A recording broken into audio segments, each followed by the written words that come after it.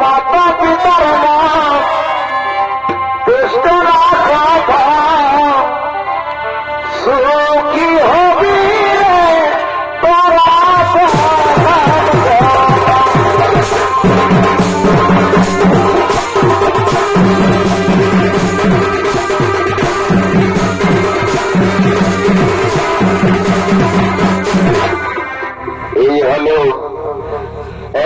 ব্রহ্মদেবতার মানসপুত্র মহারাজ লক্ষ্য জনমানব শূন্য নির্জন স্থানে মহামায়ার তপস্যা করার জন্য ছুটে চলেছে।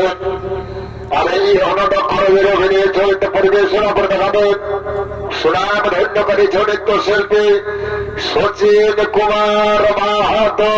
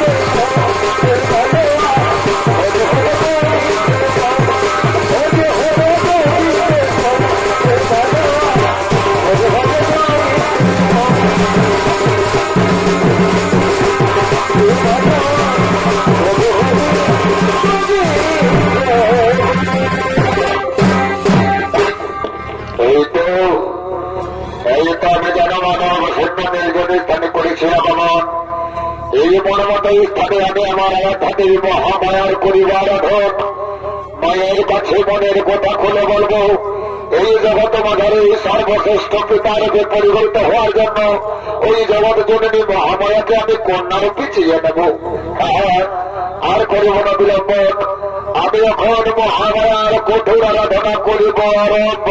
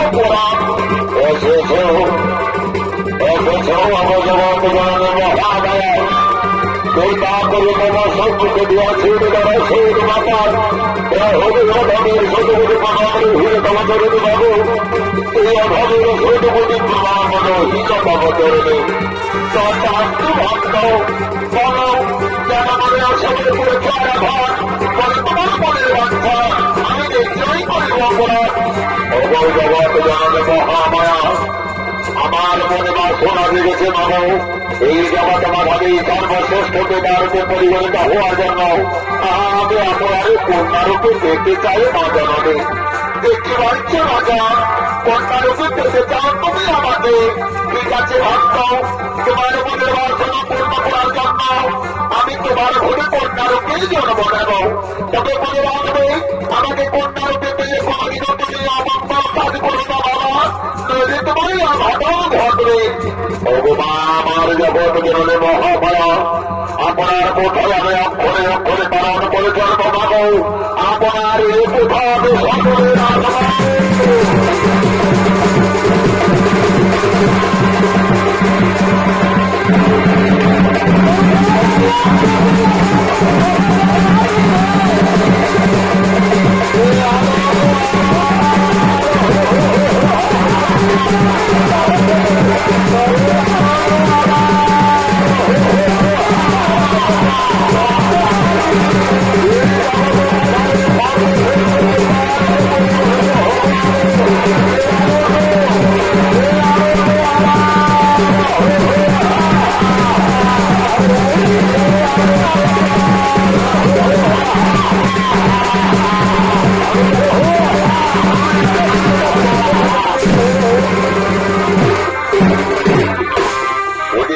মন্ডলী।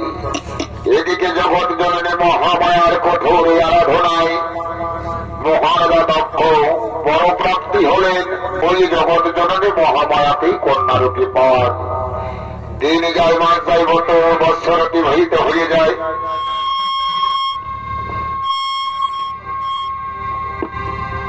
এক সময় দক্ষরাজের ঘরে জগৎ জননী মহামায়া কন্যারূপে জন্ম নেবে। আদর পরিবার নাম রাখা হয়েছিল সতী। ওই সতী ছোটকাল থেকে শিবের প্রতি আসক্তি হয়ে শিব আরাধনায় রত থাকে। তেমন একদিন শিব আরাধনা করার জন্য দক্ষরাজের কন্যা সতী নদী তীরে আগমন করছে।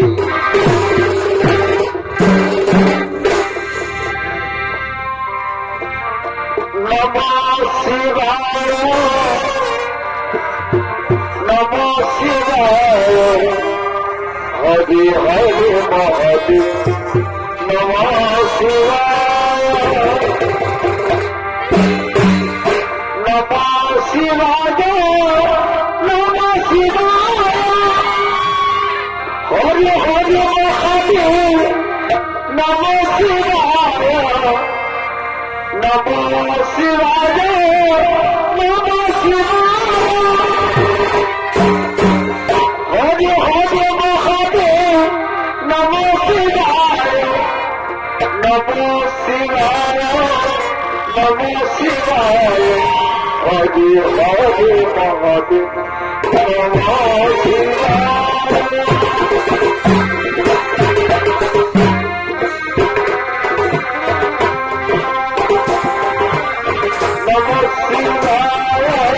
নমঃ শিবায় হরি হরি মহাদেব নমঃ শিবায় নমঃ শিবায় নমঃ শিবায়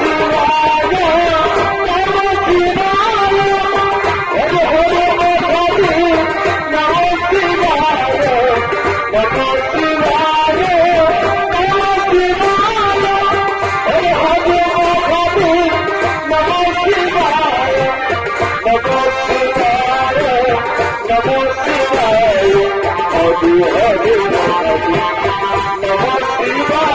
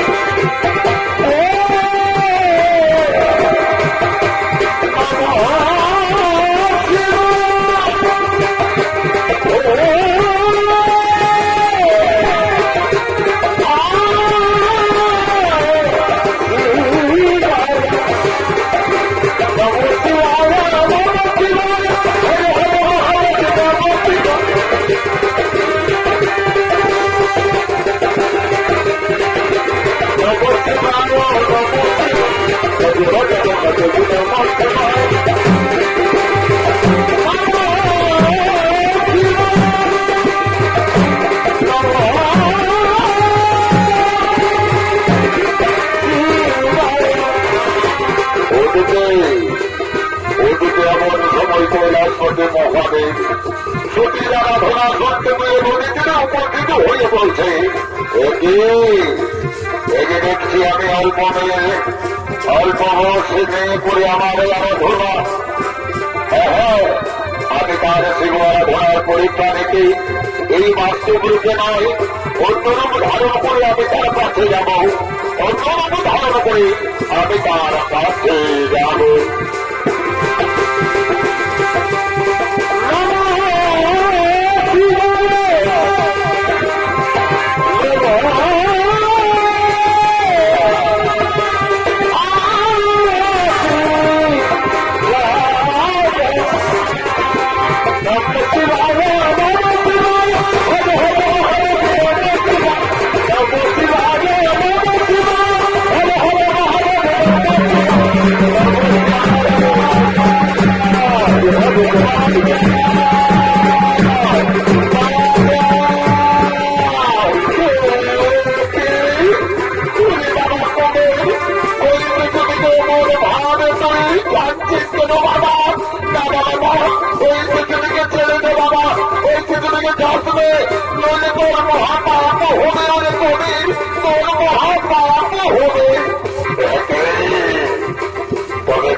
কথা বলছো তাহলে এতদিন ছিল আরাধনা করে যে তুমি পুণ্য লাভ করেছ, ওই পুণ্য ফল আমাকে দাও, তাহলে আমি শিশুটিকে ছেড়ে দেবো।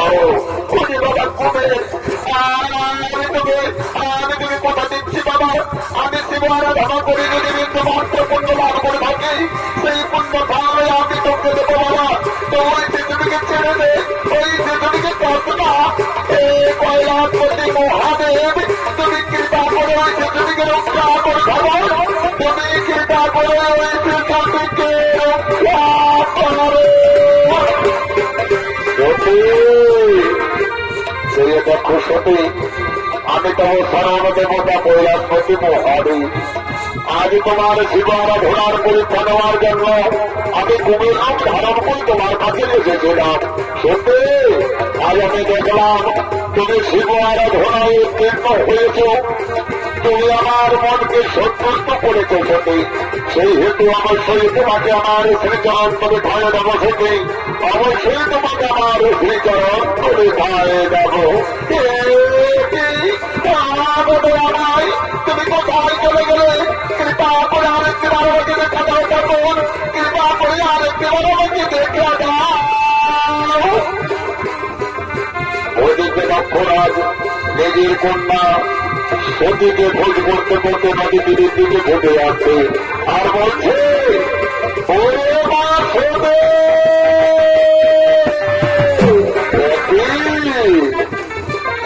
এই যে দেখছি আমার মেয়ে হয়ে সত্যি কোনো ভিখারি শিবিরই আরাধনা, নানা মা সতী না, এ দরিদ্র হয়ে গেছে মা, আমার মেয়ে হয়ে তো সন্ন্যাসনা ভিখারি শিবির আরাধনা করা উচিত হয়ে কিন্তু না। এই যে দেখছি আমার কন্যা হয়ে শিবের প্রতি আসক্তি হয়ে পড়েছে। আমি এই শিবের সত্য সতীর সম্পর্ক ছিন্ন করার জন্য আমি সতীর সভার মাধ্যমে কিনা হয়ে যাব, তারপরে ডাকবো ওই হতো ভালো শিব আমাকে কি করতে পারে। ওরে মা সত্যি আর বিলম্ব করিস না রে মা, তাড়াতাড়ি তো রাজত্ব করে ছোটে যায়, তার গর্ব ধারণ কথা তোকে দাঁত করছে।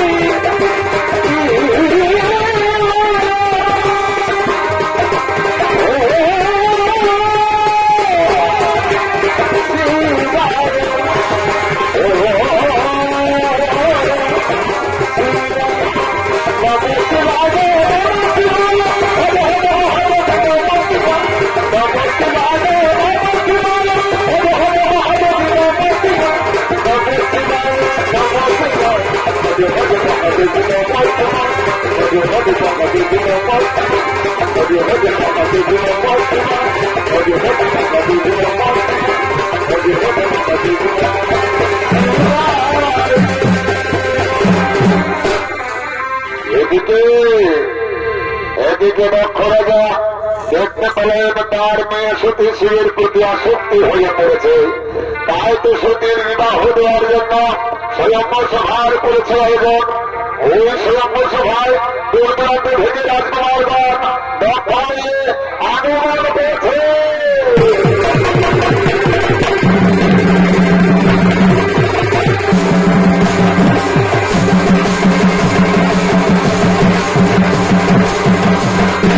এই হলো সতীর স্বয়ম্বর সভায় আগমন করে দূর দূরান্ত থেকে রাজা ও রাজকুমারগণ।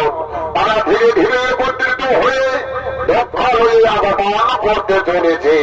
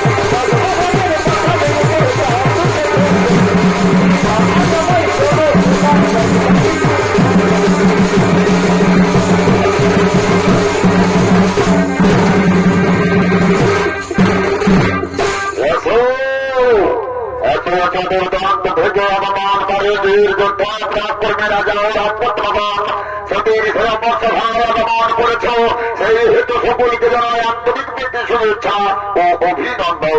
তোমরা সকলেই নিজ নিজ আসন গ্রহণ হন। এখনই আমার কন্যা সতী বড়মালা নিয়ে এই সভায় করবে আগমন।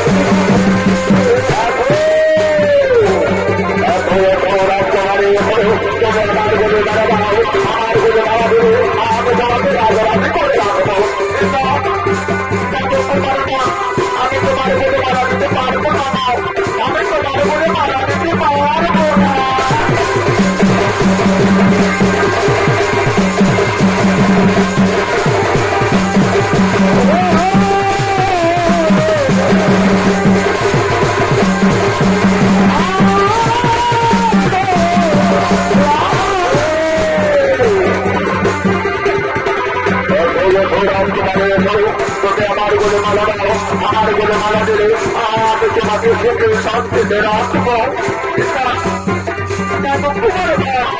তুমি আমাকে ক্ষমা করে দিও তোমার, আমি তোমার বলে বড় মালা দিতে পারবো না, আমি তোমার বলে বড় মালা দিতে পারবো না।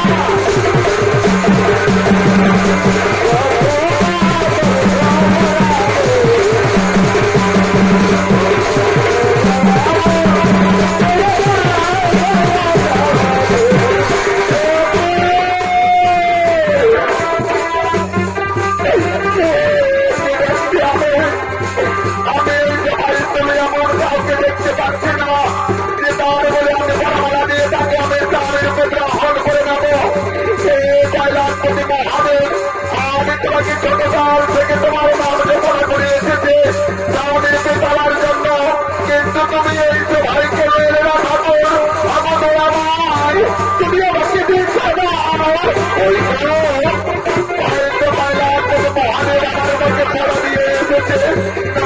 না আমি বিরোধ করবো না, এই বড় বড় বাংলা বলে করে দিয়ে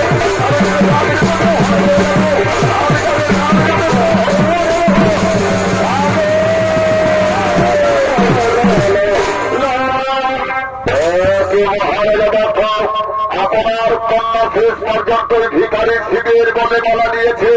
শুনুন মহারাজ, এই যদি আপনার মনোবাসনা ছিল তাহলে আমাদেরকে আমন্ত্রণ করে রাখলেন কেন? শুনুন মহারাজ, আপনার কন্যার এই অপকর্মের জন্য ভিক্ষার দেবে আপনাকে, ভিক্ষার দেবে আপনাকে। চলো ভাই সাহেব, এই সভায় অপমানিত হয়ে আর আমরা থাকতে পাই না, আমরা নিজে নিজে বাড়িতেই চলে যাই। চলো চলো চলো, আমরা নিজে নিজে বাড়িতেই চলে যাই।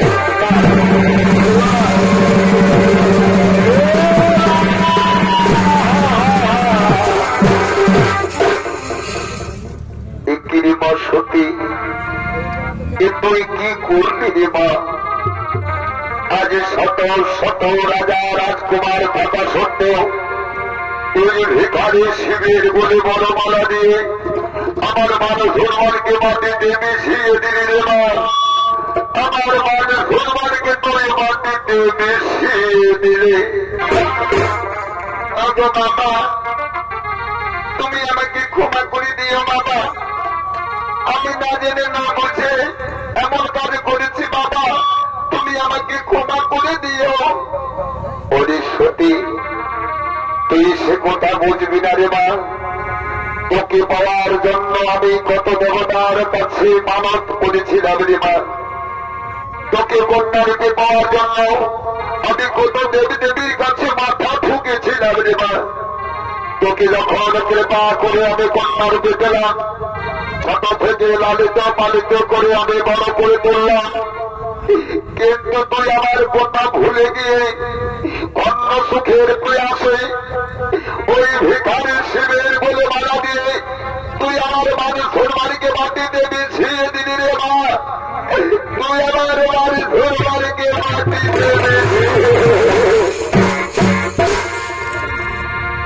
বাবা, তুমি আমাকে ক্ষমা করে দিও বাবা, তুমি আমাকে ক্ষমা করে দিও। আর হাতে ধরি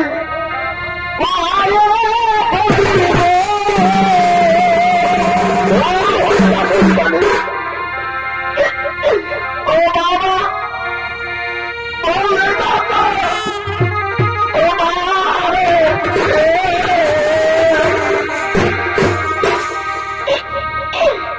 আজ না জানো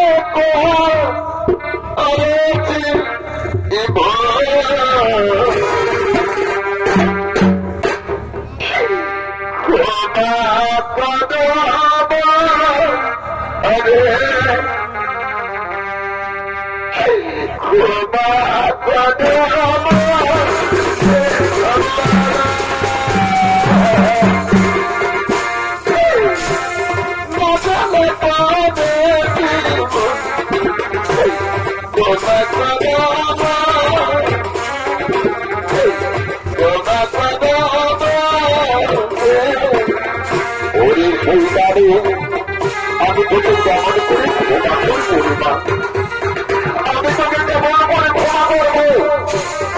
তুই আমার ফুলমানের কোথায় ভাবলি না, তুই আমার ফুলমানের কোথায় একেবারে মনে পড়লি না রে মা। আজ তোর এই পিতা জন্মদাতা পিতাকে সবাই ধরে এমন ভাবে অপমানে পারলি রে মা। রে বছর এই অপমানের জন্য আমি তোকে বলে রাখছি, এই অপমানের প্রতিশোধে আমি নেবই নেব। আমি মুহূর্তেই করবো মহাযজ্ঞের আয়োজন।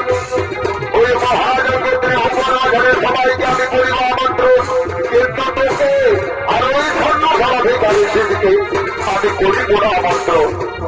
আমি শুনে দেবার সত্যি শুনুন, যেহেতু তুই আমাকে অপমান করেছিস সেই জন্য আমি তোকে বলে রাখলাম, আজই হতে আমি তোর বাবা নয়, আর তুইও আমার মেয়ে নয়। শোন কলঙ্কিত আমি, তোর ওই কলঙ্কিত মুখে আমি আর কোনোদিনও যেন দেখতে পাই না। তুই আমাকে ওই কলঙ্কিত মুখারে দেখাবি না, তুই আমার সম্মুখে আর কোনোদিনও আসবি না। তুমি আমার কথা বলো না বাবা। আমি তোর সঙ্গে সময় নষ্ট করতে চাই না। আমি এখন রাজত্বপুরে চলে যাবো, আমি এখন রাজত্বপুরে চলে যাবো।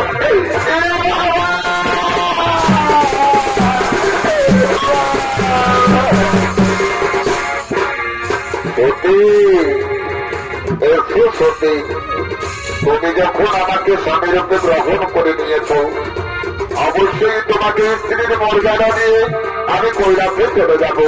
এত সত্যি আমরা এখন কৈলাসে চলে যাই।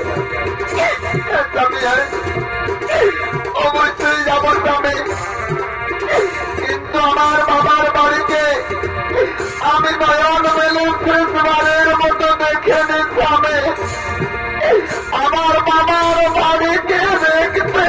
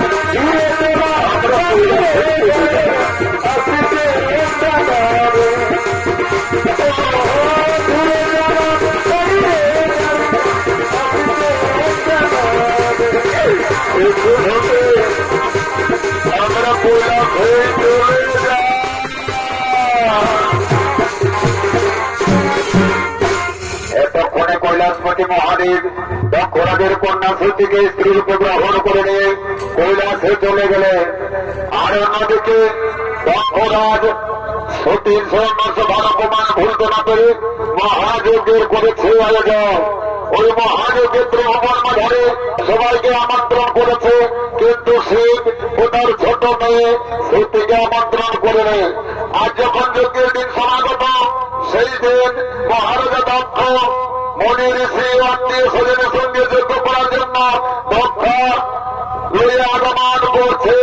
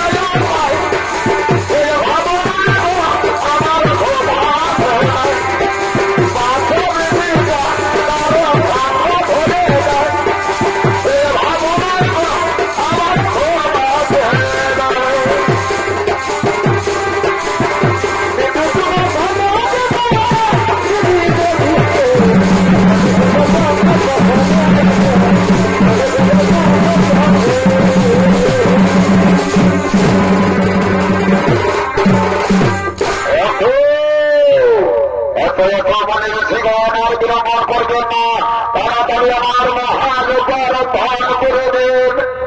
আর তোমরাও শোনো আমার আত্মীয় স্বজন, এই যজ্ঞ স্থলের দ্বারে ভালোভাবে পাহারা দেবে যাও, দেখবে এই যজ্ঞ স্থলে যেন বাইরে থেকে কেউ প্রবেশ করতে না পারে। ঠিক আছে মহারাজ, আপনার আদেশ মনে অক্ষর করে পালন করে চলবো, আপনার একটা মনে যথাসম্ভব পালন করে চলবো। ঋষিগণ বিলম্বন কেন, শুরু করে দিন, শুরু করে দিন মহাযজ্ঞ।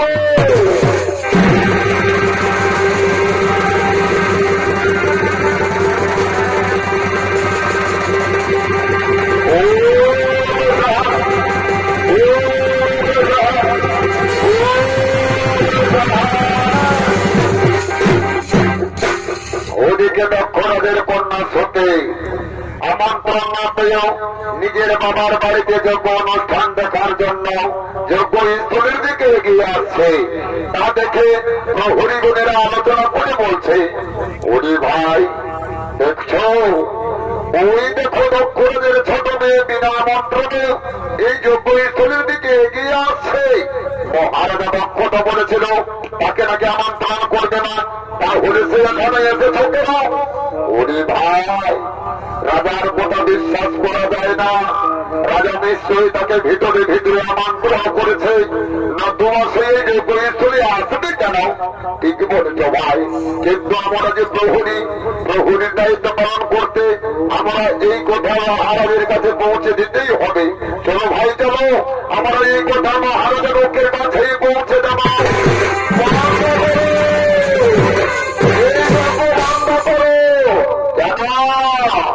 কি হয়েছে, কেন যজ্ঞ বন্ধ করবো? মহারাজ আপনি তো বড় মুখে বলেছিলেন আপনার কন্যা সতীকে আমন্ত্রণ করবেন না, তাহলে সে এই যজ্ঞ স্থলে বিনা আমন্ত্রণে এসেছে কেন? একই বলছে প্রহরীগণ, আমার কন্যা সতী এসেছে।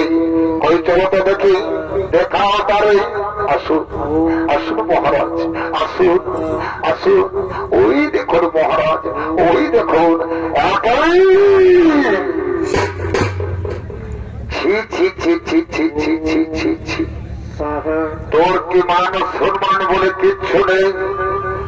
আজ বিনা আমন্ত্রণে এই যজ্ঞ অনুষ্ঠানে আগমন করেছিস। ওই শয়তানে তোর কলঙ্কিত মুখ নিয়ে আমার কাছে এসেছি, তুই আমার বিনা আমন্ত্রণে। ওই শয়তানে তুই দূর হয়ে যা আমার সম্মুখ থেকে। আমি তো কলঙ্কিত মুখ দেখতে চাই না। একটি বাবা, তুমি কি করলে বাবা? আজ তুমি এমন ভাবে আমাকে পদাঘাত করলে বাবা। বাবা, আমি তো তোমার মেয়ে হয়ে বাবা, মেয়ে হয়ে নিজের বাবার বাড়িতে আসা কি কোনো অপরাধ হয়েছে বাবা? না না বাবা না, তুমি আমাকে এমন ভাবে তাড়িয়ে দিও না বাবা, তুমি আমাকে ক্ষমা করে দিও। কে তোর বাবা? কাকে তুই বাবা বলে বলছিস? যেদিন তুই সভা আছে, শত শত রাজা রাজকুমার থাকা সত্ত্বেও তুই তাদের বলে বড় মালা নামিয়ে আমার এই মান সম্মানকে ধরিয়ে দিতে ওই হতভাগা সিটের বলে মালা দিয়েছিলে, সেই দিন হতে আমি তোর সঙ্গে বাবা মেয়ের সম্পর্ক ছিন্ন করে দিয়েছি। সেই দিন থেকে আমি তোর বাবা নয়, আর তুইও আমার মেয়ে নয়। আমি তোকে বলেছিলাম ওই কলঙ্কিত মুখ নিয়ে আমার কাছে কোনোদিনও আসবি না। ওদের সইটারে আমি তোর কলঙ্কিত মুখ দেখতে চাই না। তুই আমার সে মুখ দিয়ে দূর হয়ে যা, দূর হয়ে যা।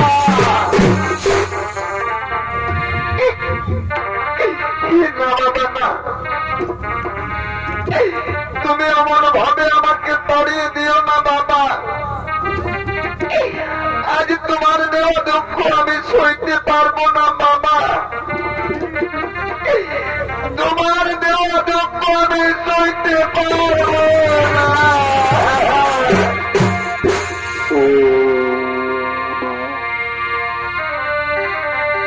মানুষের দুঃখ মনে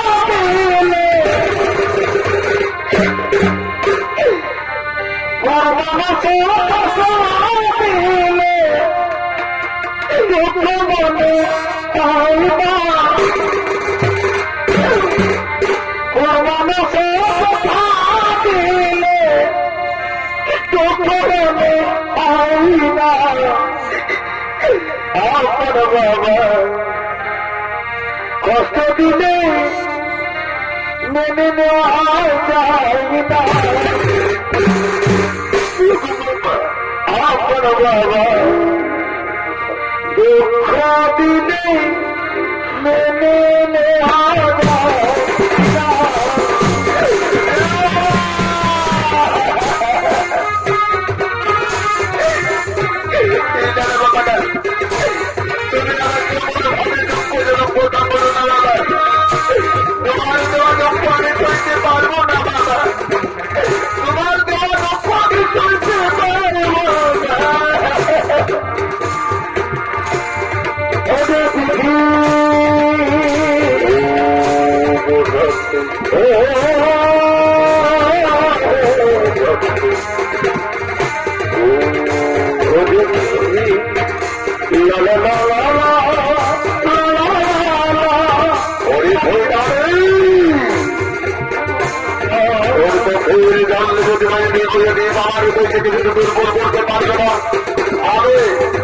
আমি তোকে ক্ষমা করবো না শৈতানে আমি তোকে ক্ষমা করবো না তুই দল হয়ে যা আমার সকাল থেকে তুই দল হয়ে যা তুই দল হয়ে যা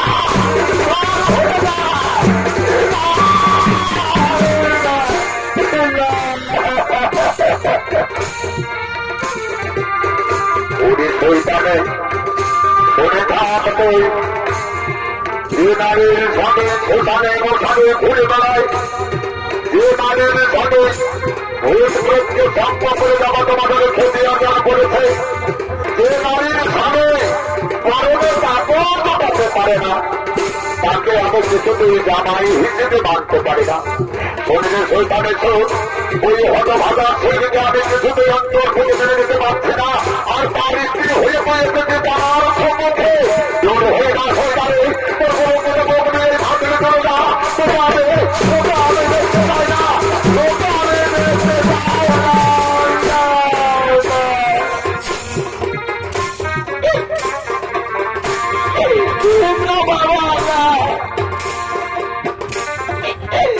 তুমি আমাকে আমার ভাবে অপরাধ করো না বাবা তুমি আমাকে আমার ভাবে অপরাধ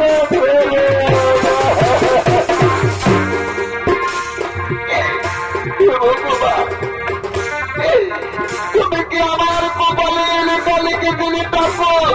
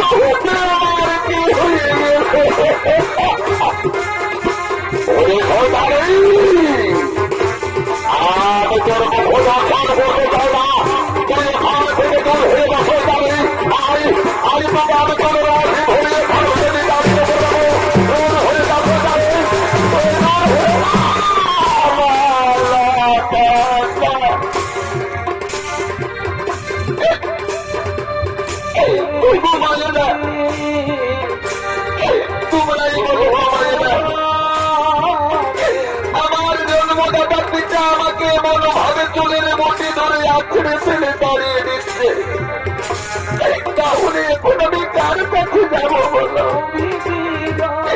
এই জগতের সংসারে নারী করে যাবো কোনদিনও আমার সুখ হলো না ছোটকালে বাবা আমিও ধীরে ধীরে কাছে হই নারীদের আর বিবাহ হলে পরে স্বামীর অধীনত হয়ে দাসের মতো ধীরে কাছে হই আর পুত্র সন্তান বড় হলে পরে পুত্রের অধীনত হয়ে বাকি জীবনটা কাটিয়ে দিতে হয় নারী করে জন্ম নিয়ে আমার সুখী হলো না ঠাকুর যুগে যুগে নারী জাতি ছোট লাগছে তো অপমানিত হয়েছে।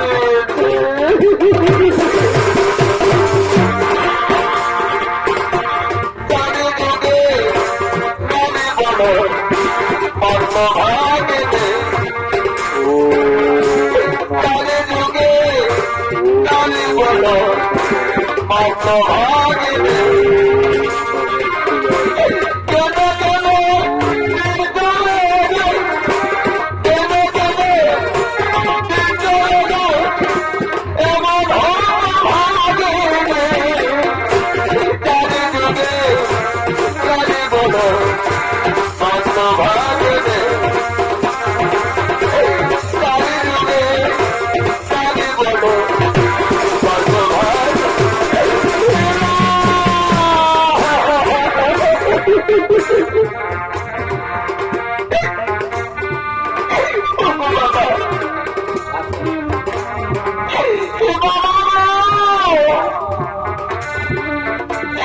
তুমি যে মুখে আমার পতি দেবতাকে অপমান করে কথা বলেছ বাবা, আমার স্বামীকে তুমি ভিখারি বলেছ বাবা,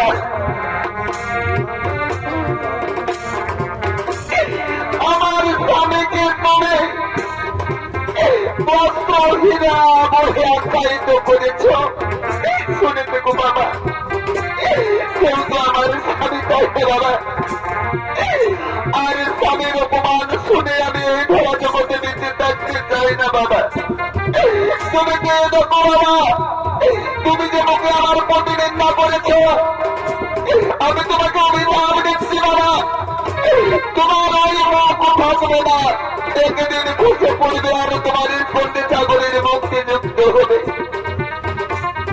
শুনে দেখো বাবা, শুনে দেখো, আজ স্বামীর এই অপমান আমি বাবার মুখে শুনে এই ধরা জগতে আর বেঁচে থাকতে চাই না বাবা।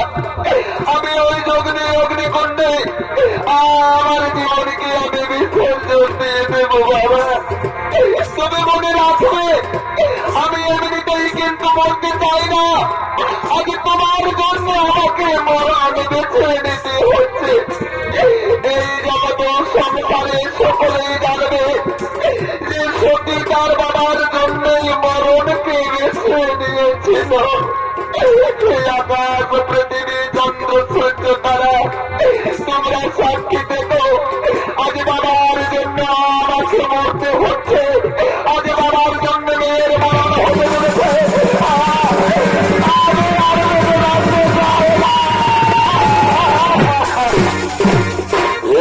বাবা এটা কি হতে কি হয়ে গেল, আজ দক্ষ রাজার যজ্ঞে অমঙ্গল ঘটেছে, জল জ্যান্ত মানবী এসে পড়েছে যজ্ঞের আগুনে।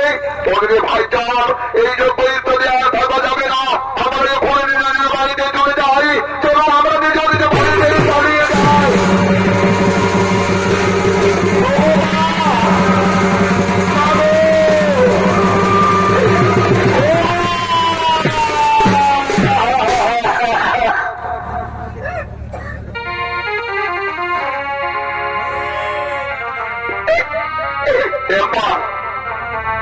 মাগো উঠলো ভাই, কথা বললো ভাই, এ ভাই ভাই, আজ কত আশা নিয়ে তোর সঙ্গে তোর বাবার বাড়িতে আসি ভাই যজ্ঞ অনুষ্ঠান দেখার জন্যে, আর তুই এখন কোন কোথায় বলছিস নাই, মাটিতে লম্বা লম্বা শুয়ে পড়েছিস মাগো। এ মা মা কথা বললো ভাই, উঠ না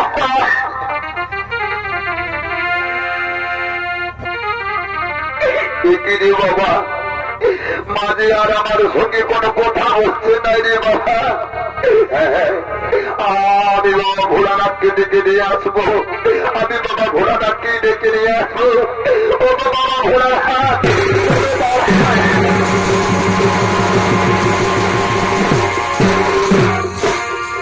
সতী একই সতী অমন ভাবে মাটিতে পড়ে রয়েছ কেন সতী? সতী অত সতী, তুমি আমার সঙ্গে কথা বলো। একই সতী যে আমার সঙ্গে কথা বলছে না, তাহলে কি সত্যি কি হয়েছে? ওরে সত্যি সত্যি রে, ওরে সত্যি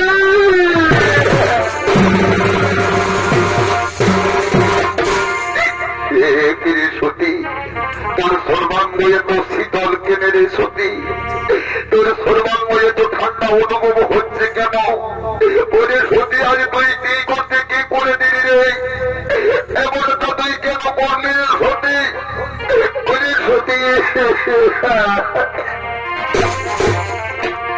সতী, আমি তোকে 1000 বার বাধা দিয়েছিলাম রে সতী, যেদিন আমন্ত্রণে বাবার বাড়িতে যাওয়া উচিত হবে না। আজ যদি আমার কথা তুই শুনতিস তাহলে কি এমন অমঙ্গল হতো রে সতী? ওরে সতী, তুই আমাকে ছেড়ে এমন ভাবে চলে যেতে পারিস না রে সতী, তুই আমাকে সঙ্গে নিয়ে চল, তুই ছাড়া এই জগৎ মাথায় আমার আর কেউ নাই রে সতী। আরে সতী,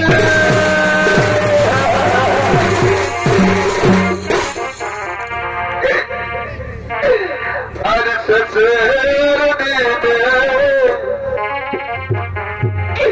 সে যেন দিনে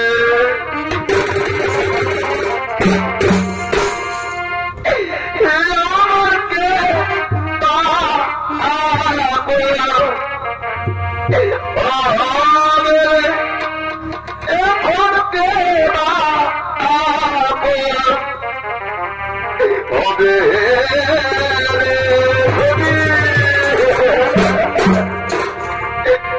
শেষের দিনে সে জন দিনে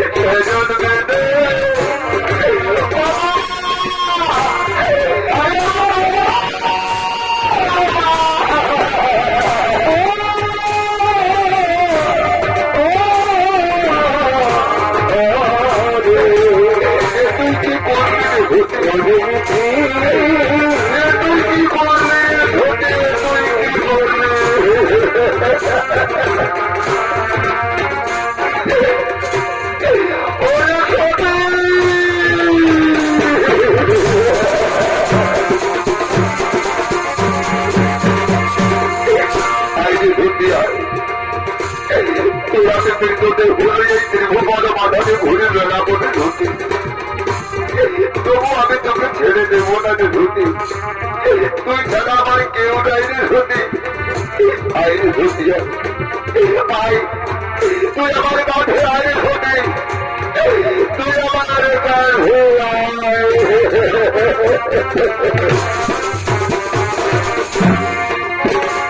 শুনি। দর্শক মন্ডলী, এইভাবে মানুষ মারা গেলে তার আত্মীয় স্বজন কুটুম্ব বান্ধব পুত্র পরিজন যে যাই থাকুক না কেন কেউ কারো নাই রে বাবা।